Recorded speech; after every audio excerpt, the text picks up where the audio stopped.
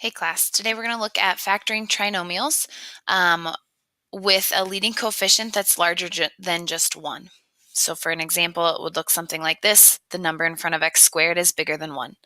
So I have these steps that I would highly recommend you guys writing down because we're going to follow them for every single problem that we have. Okay, they're not going to make a ton of sense right now without an example, but I promise we'll do multiple examples in this video. So our first step is to always make sure that our trinomial cannot be factored, like we can't factor an x squared out or we can't factor a 2 out.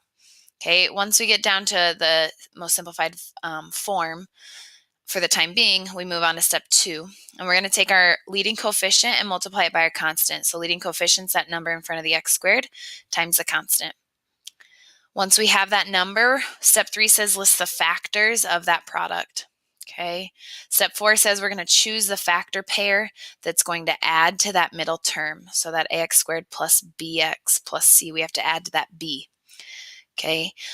Step 5 says we're going to divide every constant by the leading coefficient and then simplify if we can. If we can't simplify our fraction, we're going to bring the denominator out in front of our x inside our parentheses. Okay.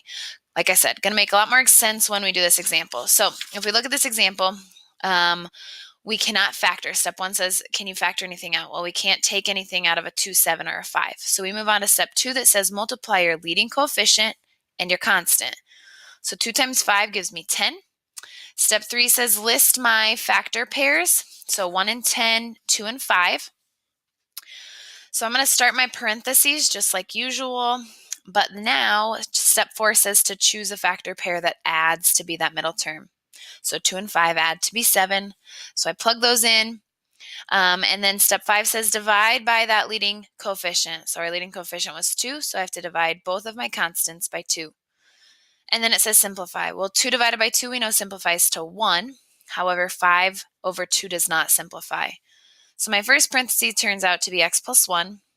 When this does not simplify as a fraction, you bring that denominator out in front of your x. So this becomes a 2x plus 5. And we always want to check our work. So I went ahead and FOILed our answer and combined our middle terms, and it does work out. We factored correctly. Okay, let's look at this one. Step 1, factor anything out. Well, we can't. So we multiply our leading coefficient of 6 times our constant of 3, and we get 18. List your factors. Again, start our parentheses. We have an x minus and an x minus. Now we choose our numbers that add to be 11. So 2 and 9. Divide by our leading coefficient. So we're going to divide by 6. Now 2 over 6 can simplify as well as 9 over 6. So 2 over 6 simplifies to 1/3. 9 over 6 simplifies to 3/2. Now, since that's as simplified as possible, we bring these two denominators out in front of our x's. So we have a 3x minus 1 and a 2x minus 3. Again, if you FOIL and check your work, we factored this one correctly as well. Okay, here's another one, 4x squared plus 10x plus 6. Can you factor anything out? Well, this time we actually can factor out a 2. So we do that. We're left with a 2x squared plus 5x plus 3. Now we multiply 2 times 3 to get 6 and list our factor pairs. This time when we start our parentheses, we have to have this 2 out in front since we took it out from the very beginning. And then we choose our factor pairs that add to be 5. So we plug in 2 and 3 in there. Now we divide by that leading coefficient of 2 and simplify.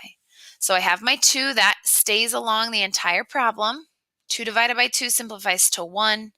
3 over 2, we have to bring that 2 out in front to give us a 2x plus 3. Once again, I FOILed. So again, we just drag this 2 down, FOIL my 2 parentheses, and now I can distribute my 2 all the way through.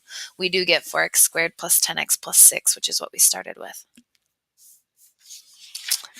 Okay, here's another one. Again, multiply your leading coefficient and your constant. You get 20. This time we have an x plus and an x minus. So now we're asking ourselves which of these two factor pairs are going to subtract to be 19. Well, that's obviously 1 and 20. So remember, your larger number goes with the middle sign. So 20 is going to go with a plus, 1 will go with a minus, and we still have to divide by that leading coefficient of 5. So we have x plus 4 and then a 5x minus 1. And then you can check your work. And I would like you guys to factor this problem, please.